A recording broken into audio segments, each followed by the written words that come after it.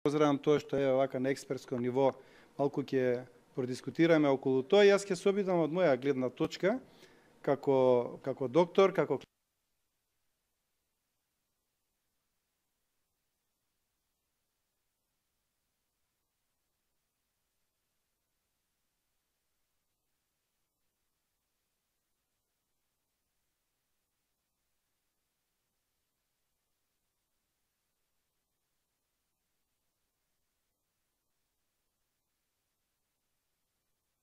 клинички токсиколог да дадам придонес во оваа дискусија и малку на, да кажем, на стручен начин, со стручен јазик, да објаснам во што лежи проблемот со загадувањето од депониите во поглед на нарушувањето на здравјето. Прво, вака ме изненадија дискусиите на моите претходници, посебно на господинот кој доаѓа од Струга.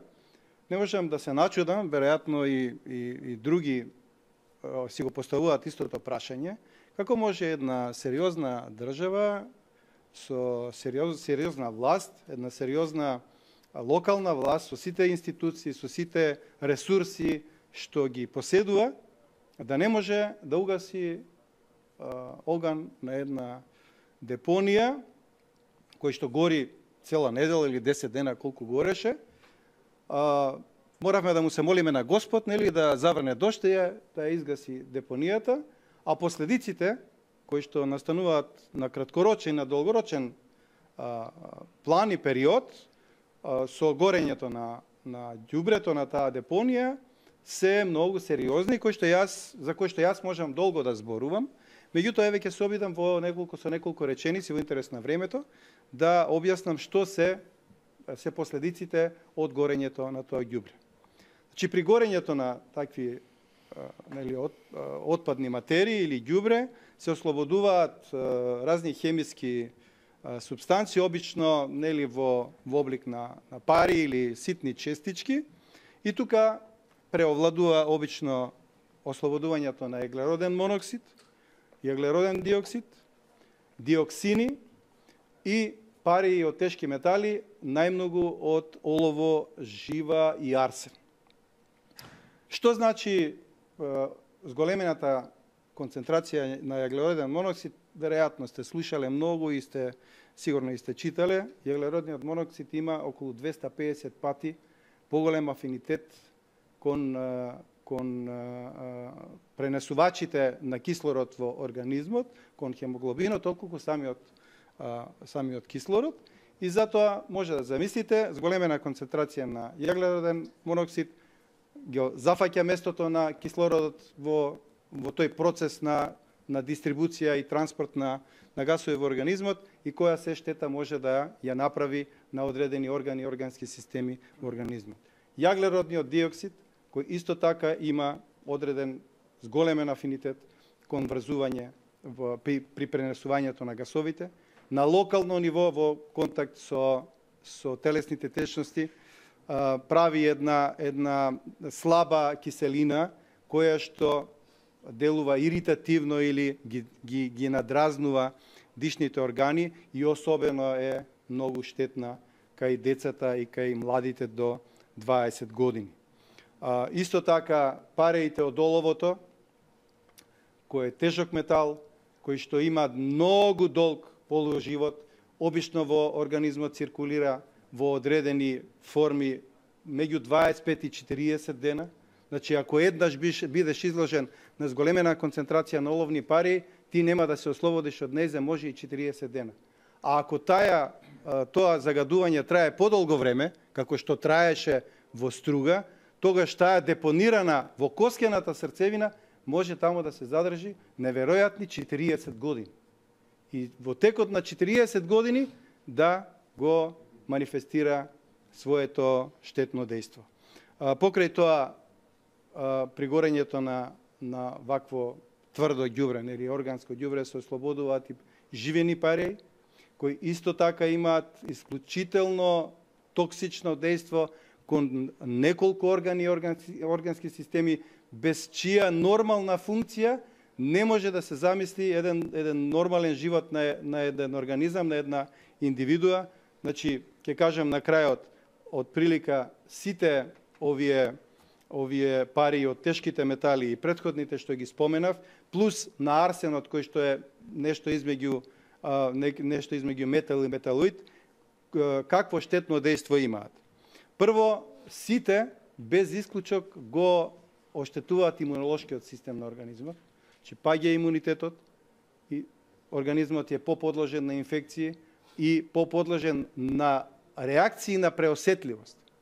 Секојдневно слушаме коментари во јавноста дека се поголем и поголем е бројот на луѓе кои што страдаат од алергии. Ова што се случуваше таму, мислам дека може многу да придонесе да се зголеми тој број. Делуваат на репродуктивните органи. Значи неможноста за репродукција ја ослабуваат репродуктивната способност и моќ на организмите и кај мажот и кај жената. Делуваат на хормонскиот систем, на ендокринолошкиот систем и создавањето и функцијата на хормоните. Делуваат на бубрезите и можат многу тешки оштетувања да направат на бубрезите кои што може да ја пореметат нивната функција, а со тоа да се пореметат функции на другите органи. Пореметување на функцијата на црниот дроб, кој што знаеме е еден вид лабораторија во организмот. Ако црниот дроб не функционира како што треба, тогаш имаме проблем околу секојдневната детоксикација на организмот и функционирањето на некои системи метаболни во организмот кои што се важни воопшто за одржување во живот. Исто така многу важно дејството на централниот нервен систем, оштетувањето на мозокот, посебно кај младите, кај децата и кај младите до 20 години, и тоа не само централниот, туку и периферниот нервен систем. Оштетување на коскената срж. Знаеме дека коскената срж е таа која што учествува во продукција, во создавање и продукција на крвните елементи. Со тоа на краткорочен план може да нема да има големи последици, меѓутоа на долгорочен последиците може да бидат катастрофални, затоа што оштетена коскена срж создава незрели и оштетени крвни елементи. И на крајот, она што на краткорочен план може да направат голема штета, тоа е врз органите за дишење. Не само врз спроводните патишта, туку и воопшто на белите дробови. Затоа и можам слободно да кажам дека на кратко време може да настанат некои, да речеме, инцидентни инфекции, меѓутоа на долгорочен план сигурно дека во тие подрачја каде што имаме вакви загадувања, ќе дојде до зголемен број на хроничните белодробни заболувања. На крајот само би сакал уште една реченица да кажам. Јас во текот на неколку години бев дел од менаџерскиот тим во клинички центар, бев директор на една од клиниките во клиничкиот центар. Тоа што ние се обидавме, не можеме сите проблеми во однос на загадувањето да ги решиме. Сигурно дека и ако решиме некои проблеми ќе се појават некои нови. Меѓутоа ние постојано се обидувавме нешто да разрешиме и нешто да го направиме онака како што ќе биде добро од моја гледна точка за здравјето на луѓето. Ние го гасифициравме клинички центар. Сите знаеме дека наназад неколку години на мерната точка клинички центар загадувањето беше најголемо. Затоа што топланите во клинички центар работеа на мазут. Сега топланите во клинички центар работат на газ и загадувањето е драстично намалено. И уште на крајот дека ние, јас бев дел од тимот кој што работеше на изработка на новиот закон за хемикалии, кој е донесен во 2007-2008 година, кој што во голема мерка го регулираше производството, прометот и дистрибуцијата на хемикалиите на територија на Република Македонија. Законот е комплетно направен и усогласен со европската легислатива, односно со европските закони за хемикалии и тој закон мислам дека во голема мерка придонесе некои процеси кои што се одвиваа претходно во Република Македонија во однос на производството, прометот, дистрибуцијата, употребата на некои хемикалии кои беа штетни за здравјето, ние ги ставивме под контрола. Благодарам толку од мене.